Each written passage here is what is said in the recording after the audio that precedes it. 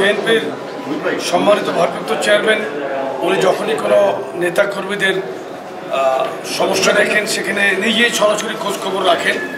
এটা জানার সাথে সাথেই উনি দায়িত্ব নিয়েছেন, এই অসুস্থ যুবদল নেতার সম্পূর্ণ দায়িত্বই নিয়েছেন। এখানে ওনার পক্ষ থেকে এখানে আমাদের দক্ষিণ সুরমা বিএনপির সম্মানিত সভাপতি জনাব শাহাবুদ্দিন সাহেব আছেন, আর আমাদের যুবদলের পক্ষ থেকে এখানে জেলার সভাপতি মুবিন এবং সদস্য সম্পাদক মকসুদ, মহানগরীর তারেক এবং সম্রাট, এরা কিন্তু সার্বক্ষণিক দেখভাল করছে এবং আমি যুবদলের কেন্দ্রীয় দায়িত্বে আছি এবং আমার যে দায়িত্ব, এই দায়িত্বের মধ্যে আমার একজন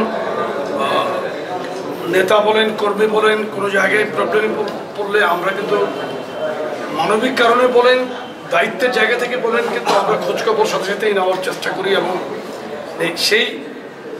সেই দায়িত্বের জায়গা থেকেই কিন্তু আমি আজকে এখানে এসেছি।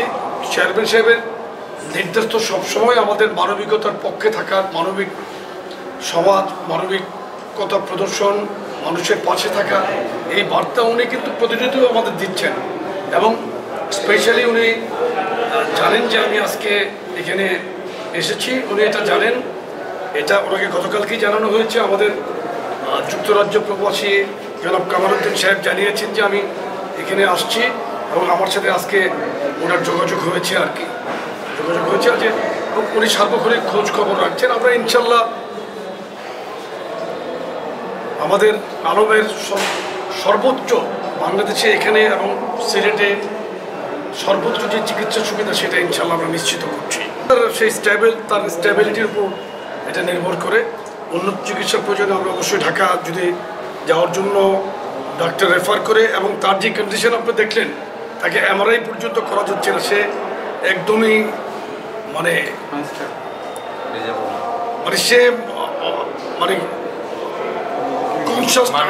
আনকনশাসের মতোই আর কি, সে বুঝতেছে না কোনো কিছু, তাকে এমআরআই করানো যাচ্ছে না, তাকে তার হাতকে আপনি নিজেই দেখেছেন। এই অবস্থা থেকে তো এখানে রেখেই উন্নত চিকিৎসা করা যাবে, কারণ এখানেও তো ভালো ডাক্তার আছেন। এখানে তো সিলেট ওসমানী মেডিকেল কলেজ তো নাম করা কলেজ, হ্যাঁ, এবং এই কলেজেরই একজন অধ্যাপক বোধহয় খুব সম্ভবত করোনাতে প্রথম মারা গিয়েছিলেন। হ্যাঁ, এটা নাম করা হসপিটাল এবং আমরা এখানে সর্বোচ্চ চেষ্টা করছি বিএনপির পক্ষ থেকে। জনাব তারেক রহমান সবসময় যেটা বলেন আমরা সেটা পালন করার চেষ্টা করি।